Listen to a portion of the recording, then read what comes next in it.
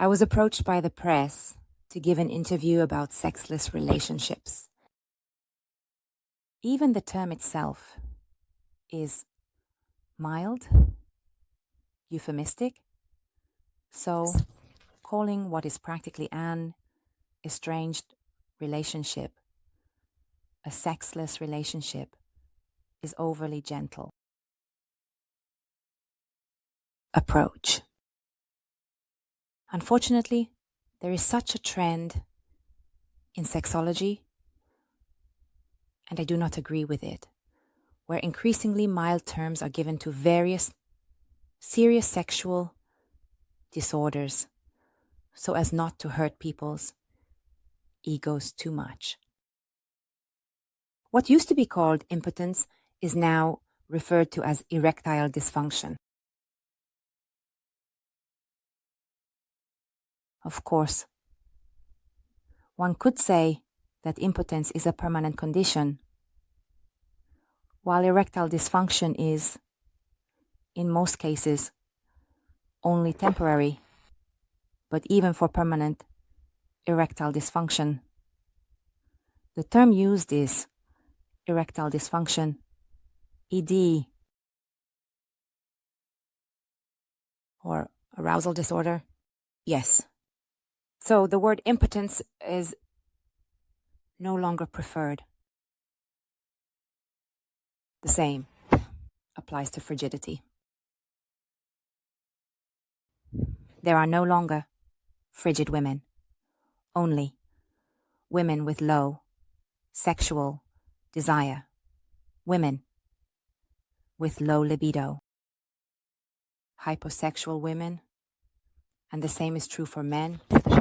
So there should be no misunderstanding, as the terms hyposexual and hyposexuality obviously apply to both genders. But since we started with frigidity, I referred to women.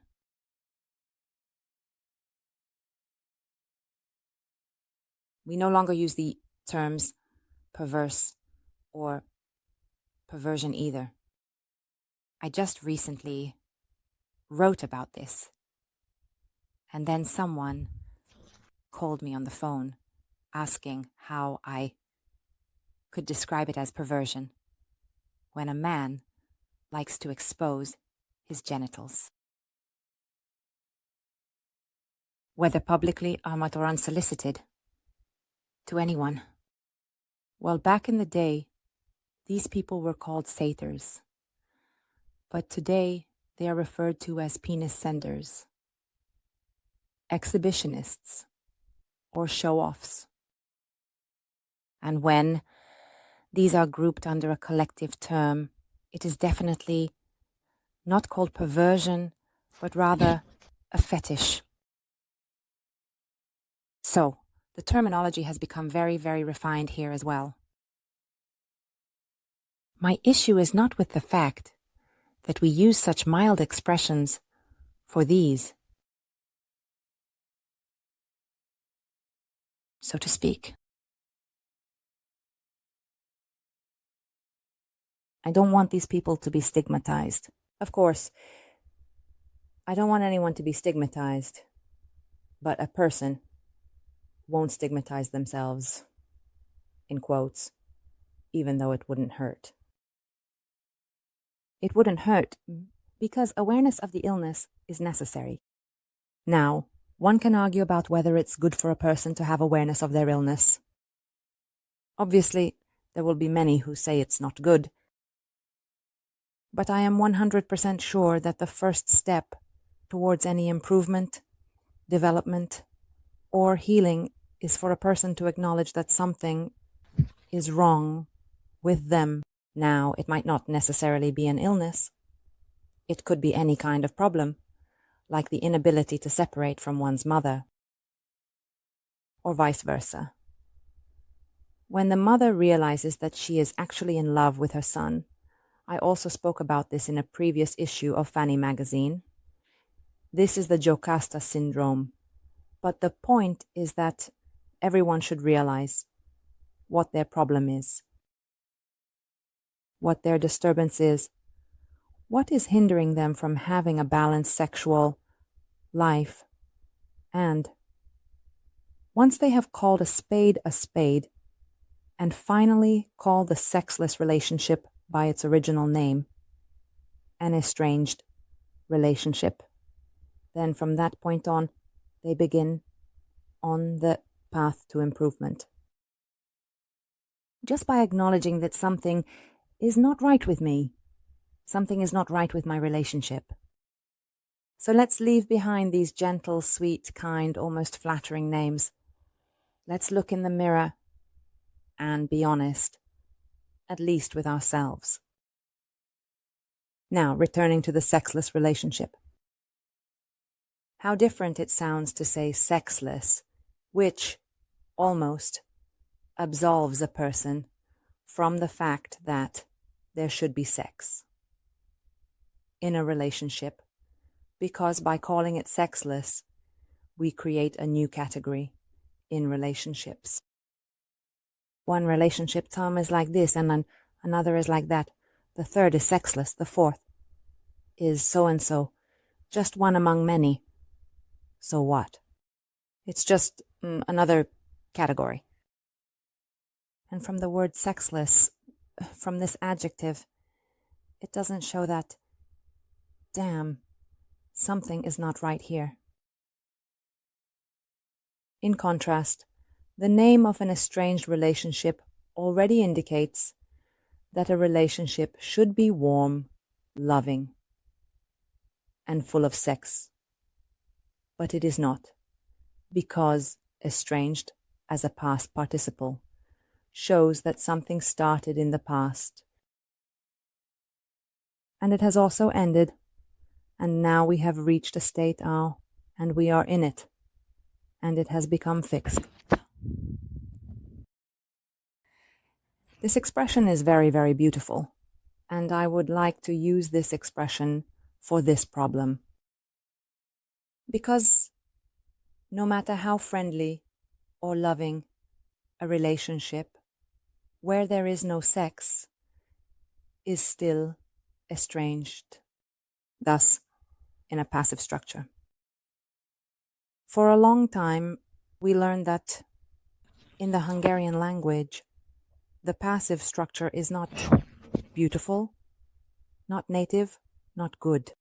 I think we should use it freely, obviously. The usual example, like the cat is climbed up the tree, is a bit forced. But, for instance, saying the couple is estranged from each other fits perfectly. Why do I actually spend so much time on words and their meanings? Because a nation lives in its language, and just by naming something, we already influence ourselves and others. It's completely different if I tell someone they are uncouth or if I say they are rude. The two can mean the same thing, but somehow the feeling behind them is different. I convey something different, and the person will feel differently as well. A person labeled as uncouth will not feel as uncomfortable as someone I called rude.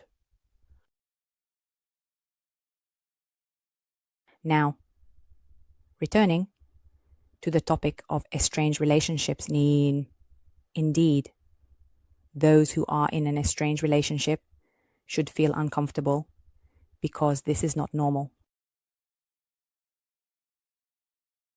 It is so common now that it needs to be talked about, written about, and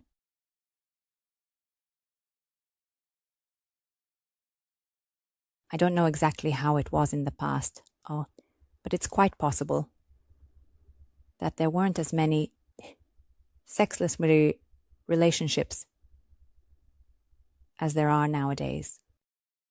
I can't state this with 100% certainty, but I have a feeling that perhaps it wasn't as widespread. I think this because nowadays you can list 1,000 reasons why someone might not want to live a sexual life. in the past and that these triggering factors weren't present. So, for example, one such reason is the frequent use of mobile phones. Like it or not, it burdens our brains, and since sex is cerebral, it is brain controlled, originates in the brain, and ends there. Even though orgasms have physical signs, they can still be achieved by stimulating only brain areas. That's why I can say that sex entirely originates in the brain and concludes there as well. So if something is disturbing your brain, then there will be no sex going forward. First, it just decreases, and eventually it fades away. So the mobile phone is an extremely strong factor in this regard. Whatever you do on the mobile. Talking on the phone is not but anything that is like this. No, but anything that is like this. Associated with screen viewing. That does. So the eyes are next to the brain, whose strain causes issues in sexual life. So everything you do with your eyes and brain simultaneously on the mobile phone or computer, you can, but the mobile phone definitely leads the way. It would be unnecessary, but I could even list what all can be done on the mobile phone. I sometimes admit I'm confused about how much I should be overly explanatory in or not, because I notice that there is an increasing demand for detailed explanations, so to explain everything in excruciating detail. But sometimes, back in the day when I was still overly explanatory, and I worked in the press as a investigative reporter, the leader said that this is not the news broadcast that was played for people during communist times, when the TV told people what they should think. So I shouldn't tell people what to think, but just uncover facts, and then they will decide what to think. And I have adapted to this so much that in many cases I'm not as overly explanatory anymore. I describe cases, show stories, like what helped that person, for example, to overcome their sexual problem, but I don't necessarily break it down into points like you should do this and that.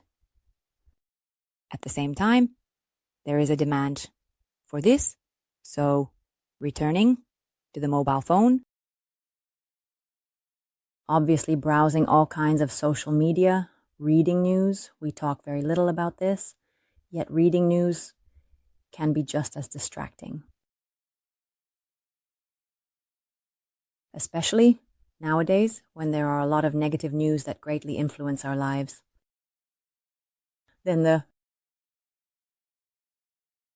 obviously porn, so to speak. I shouldn't even have to mention it, so porn. Unfortunately, music videos also fall into this category. So if someone is watching music videos on their computer, mobile, or even on TV, these also have a harmful effect on sexuality, because there are many music videos where, well, I would sometimes put up a rating, let's say a 12 plus rating, and it inevitably influences people when they constantly see women shaking their hips in music videos. They might start expecting that his wife or girlfriend should shake her hips the same way, and if she doesn't do it, or if her hips aren't like the ones seen in music videos, then the man might not even feel the urge to have good sex with that woman. So this is also part of it.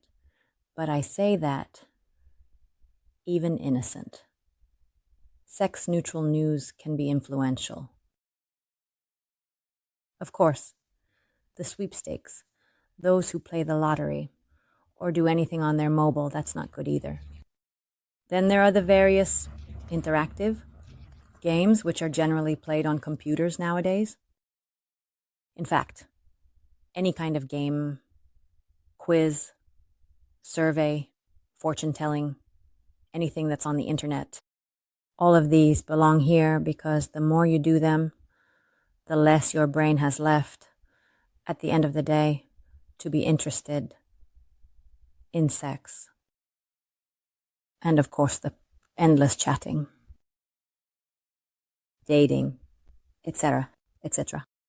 So in fact, I couldn't even list how many things you can do on a mobile that aren't very beneficial. Perhaps GPS is an exception because you don't look at it continuously and you're driving in the meantime. Well, but you all know these things anyway. I felt it was somewhat unnecessary to mention. See previous comment. Returning to my previous half sentence, by the end of the day, the brain no longer has the strength to focus on other sources of joy because it is exhausted. We always hear from neuroscientists that we don't utilize our brain capacity. And most people only use it very minimally, etc., etc. From this, we can draw a terribly incorrect conclusion. And I definitely want to clarify this now. To dispel this misconception and correct this belief, which is that the brain can be overloaded to the extreme because it can handle it, since we don't use its full capacity anyway. Well, no. No. It is indeed a fact that every day is a new opportunity. So in the morning, every morning, we have the opportunity to mess up that day as well. But the fact is, if during the day we engage in activities that overload the brain, then our brain certainly gets tired. After all, why wouldn't it get tired? Just like any part of our body gets tired if we use it a lot, the brain is also capable of getting tired. Logical, isn't it? So it cannot be overloaded to the extreme, even if we don't use it to its full capacity. Moreover, the bad news in this regard is that when we perform certain activities, we use specific areas of the brain and not the others. So, for example,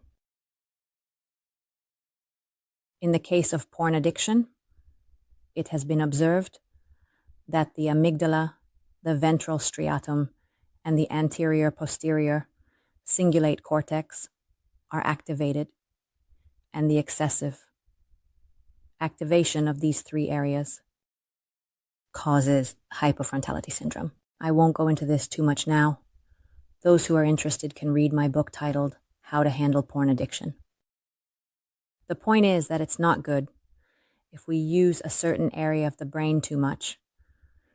And it's not only undesirable to not use a part of the brain, but it's also contraindicated to overstimulate something. And this is the area we talk about much less than we should. So, we have one brain, a brain that can be overloaded all day. And by the end of the day, depending on the impressions you received during the day, either from your partner or otherwise, you may feel like having sex, or you may not. And then again, by the end of the day, as can be inferred from this little half sentence of mine, the solution might be to start the day with sex.